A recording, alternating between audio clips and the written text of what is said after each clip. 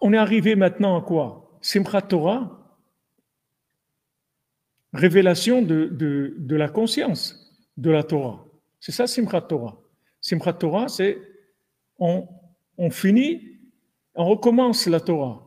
C'est-à-dire que maintenant, il y a un début, il y a une conscience, les Einé Kol Israël, Bereshit, aux yeux de tout le Ham Israël, et maintenant commence Bereshit, il y a une conscience. Ce jour-là, où la conscience, elle se répand en Eretz Israël, du moment où Hachem il a vu qu'on est en train de passer dans une faillite, c'est-à-dire il y a eu une déviation qui est très très dangereuse et qui est même ingérable, c'est-à-dire il y a un point de non-retour. Donc il y a une intervention qui est faite. Cette intervention, elle est horrible, elle est violente, elle est même pire que le Shoah. Dans un certain... D'abord psychologiquement, c'est pire que la Shoah. Parce que la Shoah, il y a toujours le rattrapage de dire c'est normal. On était en exil, on est dans un pays étranger, on a fait fortune en Allemagne, on avait du pouvoir, etc. Et bon, il s'est passé ce qui s'est passé. On ne connaît pas trop les. On ne va pas rentrer dans les coulisses de comment ça s'est fait la Shoah, parce qu'il y a aussi des choses qui ne sont pas belles. Mais disons que ça va. Psychologiquement, ce n'est pas un choc. Voilà. C'est plus, on peut se consoler. C'est normal. On est chez des étrangers, on s'est installé, on était trop bien installé. Ils étaient jaloux, ils en avaient des trucs, etc. Et ils commencent à avoir de la pauvreté et trucs. Bon, on peut comprendre. Mais maintenant, tu viens en Eretz Israël, tu viens sur ta terre, tu es en même temps un peuple, en tant que peuple juif, en même temps une nation par rapport à l'ONU, aux Nations Unies, tu es une nation, et tu viens et tu vois qu'on te, on te fait quelque chose d'horrible, fait quelque chose d'horrible, qui n'est pas terminé. Parce que 130 jours des otages, ça n'existe pas dans le monde. Des otages qui restent 130 jours otages, c'est un coup qui est très très fort. Et psychologiquement, c'est très dur à vivre. C'est une claque qui fait très très mal. Prends-la comme tu veux. Prends-la. Tu veux la prendre en tant que nation, sans parlant de Dieu, ok.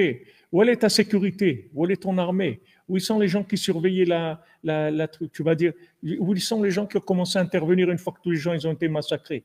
Qu'est-ce que tu me racontes, une armée? Qu'est-ce que tu me racontes des services secrets? Qu'est-ce que tu me racontes des salades? Tout votre truc là, il vaut rien du tout.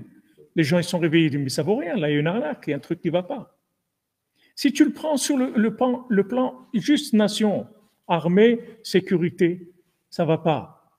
Si tu le prends sur le plan Emouna, ça va encore moins. Quoi? Simchat Torah. Simchat Torah, un massacre comme ça. Le jour de Simchat Torah, on doit fêter la fête de la Torah, c'est ça qu'on reçoit. Prends-le comme tu veux. Prends-le comme tu veux. D'un côté ou d'un autre, ça ne marche pas. Il n'y a pas de si, il n'y avait pas les otages. Il n'y a pas de si. On est en train de vivre quelque chose qui est insupportable. Que ce soit au point de vue humain, tout simplement une nation, comme n'importe quelle nation au monde. Les Nations Unies, quand ils nous ont reconnus, l'ONU, quand ils ont eu l'autorisation d'être un pays, ils n'ont pas vu la Torah, ils n'ont pas regardé la Torah. Ils ont dit, vous avez le droit à l'existence en tant que nation, c'est tout. Voilà, vous allez votre pays. Après, maintenant, ce qui vous est arrivé en exil, maintenant vous avez votre pays. Allez, celui qui veut aller, il n'y a pas de problème. Donc, on a été reconnu en tant que nation. Donc, dans le monde maintenant, on doit avoir un droit qu'en tant que nation.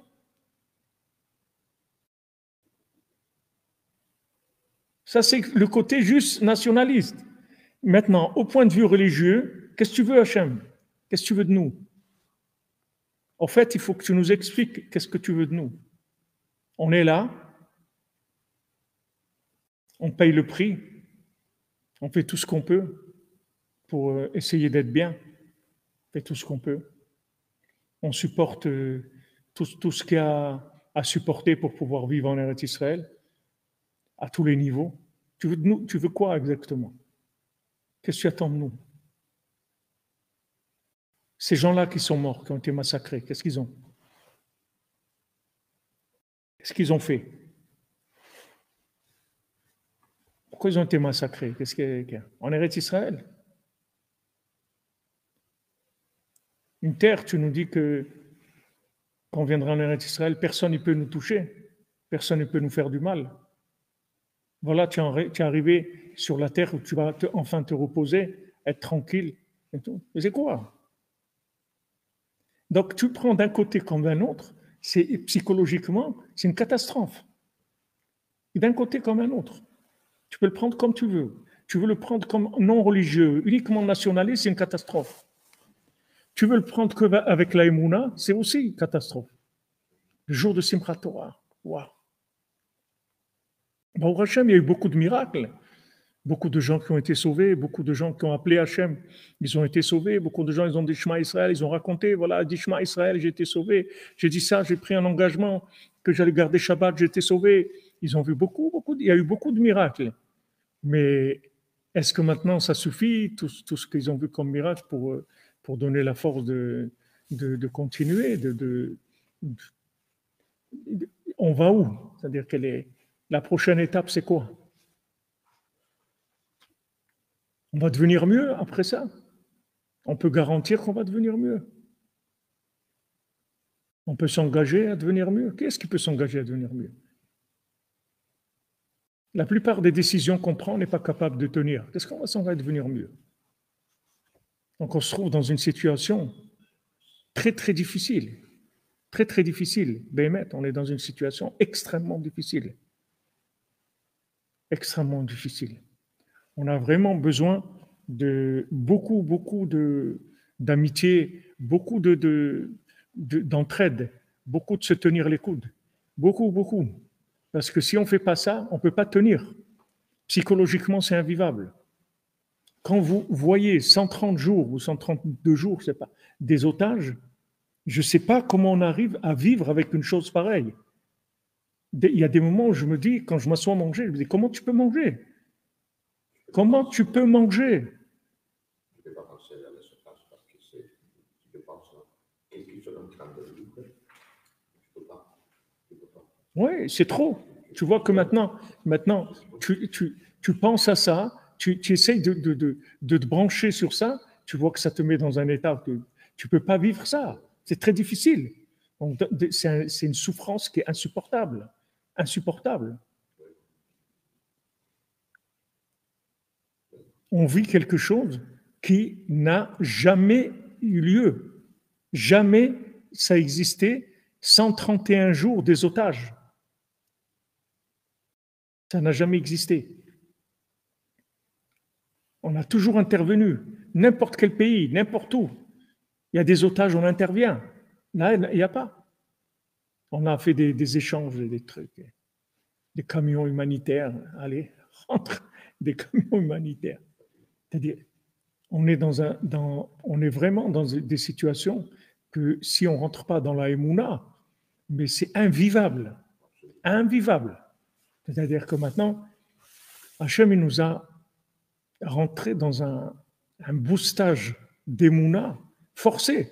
C'est-à-dire qu'on est obligé d'avancer dans la Emouna. On est obligé d'avancer dans la Emouna. On n'a pas le choix. Parce que si on réfléchit une seconde, on ne peut plus vivre. C'est invivable. Par rapport à Hachem, par rapport au gouvernement, par rapport à l'armée, par rapport à si on veut. C'est invivable. Donc on est obligé de faire abstraction de toute logique et de toute sensibilité et rentrer dans la Emouna et rentrer dans la prière et rentrer dans la soumission totale à Dieu en disant voilà, à Dieu, il est droit, il est juste. Dieu, il fait rien d'injuste. Parce que sinon, on va faire comme le fils du roi. Maintenant, le fils du roi et le fils de la servante, il a commencé à déclencher l'opération Géoula pour lui quand il a accepté qu'il n'y a pas d'injustice. Il n'y a pas d'injustice. Si maintenant tu rentres dans des considérations politiques ou pseudo-religieuses, où tu vas essayer d'accuser ou tu vas te perdre. C'est pas ça. Il faut savoir qu'on a là, c'est un boostage d'Emouna. C'est-à-dire, on nous demande de faire un effort d'Emouna énorme. Quand Rabbeinu dit que le monde, il va se remplir d'hérésie, on est dedans complètement. C'est insupportable. C'est insupportable. Si on n'a pas de...